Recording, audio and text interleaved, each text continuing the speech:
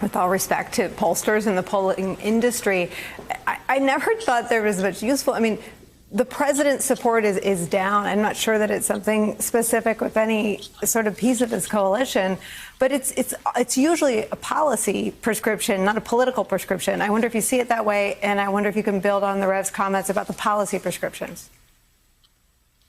Yeah, sure. I think from a political standpoint, the numbers are important because that in some cases gives us a sense of, with midterms coming, what is the outpouring of support at the ballot box with respect to African-American voters, particularly when you have so many high-profile races, Stacey Abrams in Georgia, among others.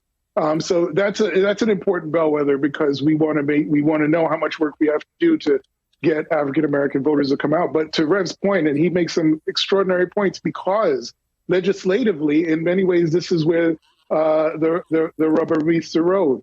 For example, on infrastructure, there was so much political capital spent to pass infrastructure.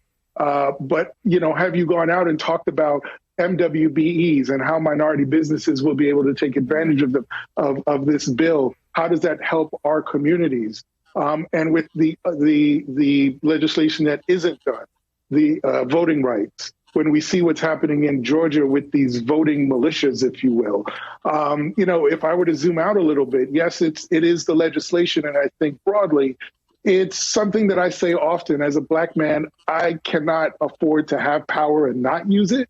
And I think there are a lot of folks looking at the Biden administration and saying, with these two breakout members of the Senate in Manchin and Sinema, with so much other disruptions, if you will, in the party, how do you have this power and you are not using it to effect the change that we elected you to effect?